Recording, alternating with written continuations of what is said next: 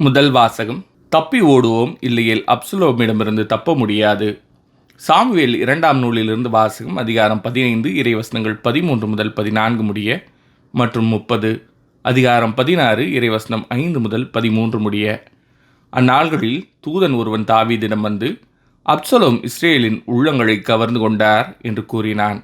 தாவீது தம்மோடு எருசலேமில் இருந்த அலுவலர் அனைவரிடமும், வாருங்கள், நாம் தப்பியோடுவோம், ஏனெனில் அப்சலோமிற்கு முன்பாக நாம் தப்ப முடியாது, விரைவில் வெளியேறுங்கள், இல்லையேல் அவன் விரைவில் நம்மை மேற்கொண்டு நமக்கு தீங்கு விளைவிப்பான், நகரையும் வாழ்முனையால் தாக்குவான் என்றார்.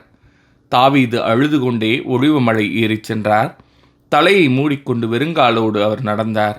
அவரோடு இருந்த மக்கள் அனைவரும் தம் தலையை மூடிக்கொண்டு அழுது கொண்டே ஏறிச் சென்றனர்.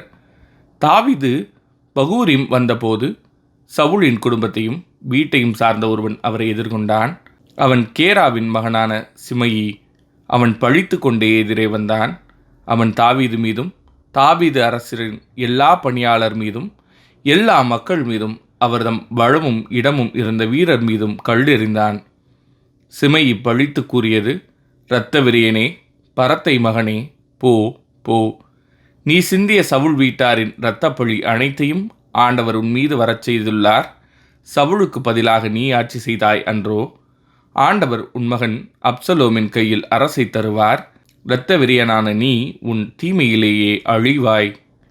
அப்போது செரூயாவின் மகன் அபிசாய் அரசரிடம் வந்து, இச்செத்த நாய் என் தலைவராம் அரசரை பழிப்பதா? இதோ நான் சென்று அவனது தலையை கொய்து எறிய எனக்கு அனுமதி தாரும் என்றார்.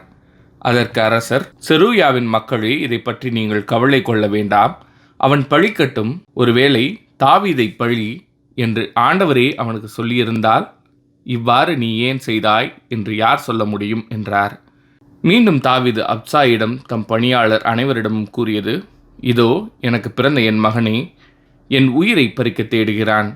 பென்யமின் குலத்தை சார்ந்த இவன் செயலாகாதோ? அவனை விட்டுவிடு, அவன் பழிக்கட்டும், ஏனெனில் ஆண்டவரே அவனை தூண்டியுள்ளார். ஒருவேளை ஆண்டவர் என் துயரத்தை காண்பார். இன்று அவன் பழித்து பேசியதற்காக எனக்கு அவர் நன்மை செய்வார். தாவீது தன் ஆள்களோடு பயணத்தை தொடர்ந்தார். இது ஆண்டவரின் அருள்வாக்கு. இறைவா, உமக்கு நன்றி. பதிலுரை பாடல். ஆண்டவரே, எழுந்தருளும், என்னை மீட்டருளும். ஆண்டவரே, என் எதிரிகள் எவ்வளவாய் பெருகிவிட்டனர், என்னை எதிர்த்து எழுவோர் எத்தனை மிகுந்து விட்டனர். கடவுள் அவனை விடுவிக்க மாட்டார் என்று என்னை குறித்து சொல்வோர் பலர். ஆண்டவரே, எழுந்தருளும், என்னை மீட்டருளும். ஆயினும் ஆண்டவரே, நீரே என்னை காக்கும் கேடயம், நீரே என் மாட்சி, என்னை தலை நிமிரச் செய்பவரும் நீரே. நான் உரத்த குரலில் ஆண்டவரிடம் மன்றாடுகிறேன். அவர் தமது திருமழையிலிருந்து எனக்கு பதிலளிப்பார். ஆண்டவரே, எழுந்தருளும், என்னை மீட்டருளும். நான் படுத்துறங்கி விழித்தெழுவேன், ஏனெனில் ஆண்டவரே எனக்கு ஆதரவு. என்னை சூழ்ந்திருக்கும் 10,000 பகைவருக்கு நான் அஞ்ச மாட்டேன். ஆண்டவரே, எழுந்தருளும், என் கடவுளே என்னை மீட்டருளும். ஆண்டவரே, எழுந்தருளும், என்னை மீட்டருளும். நற்செய்தி வாசகம். தீய ஆவியே, இந்த மனிதரை விட்டு போ. மார்க் எழுதிய தூய நற்செய்தியிலிருந்து வாசகம். அதிகாரம் 5 இறைவசனங்கள் 1 முதல் 20 முடிய.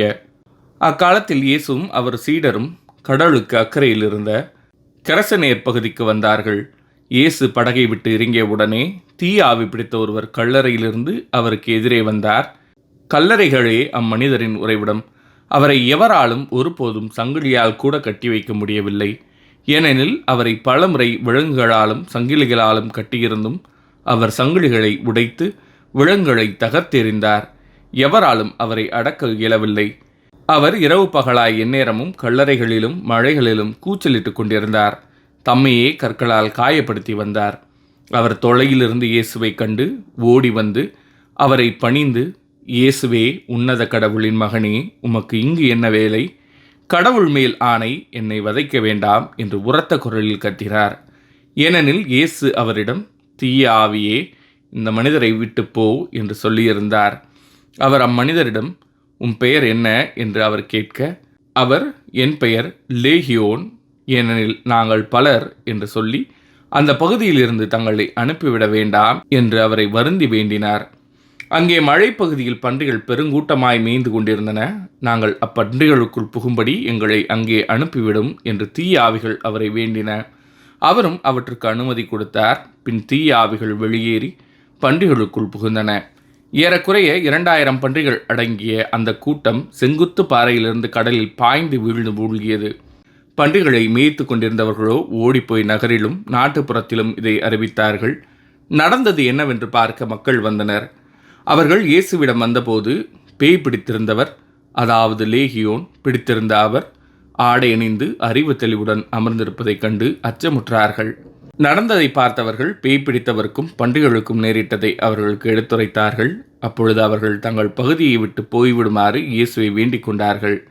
அவர் படகில் ஏறியதும் பேய் பிடித்திருந்தவர் தாமும் அவரோடு கூட இருக்க வேண்டும் என்று அவரை வேண்டிக் கொண்டார்.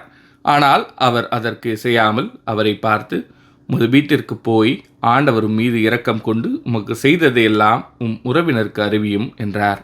அவர் சென்று இயேசு தமக்கு செய்ததையெல்லாம் தெக்கப்பொலி நாட்டில் அறிவித்து வந்தார். அனைவரும் வியப்புற்றனர். இது ஆண்டவரின் அருள்வாக்கு. கிறிஸ்துவே உமக்கு புகழ்.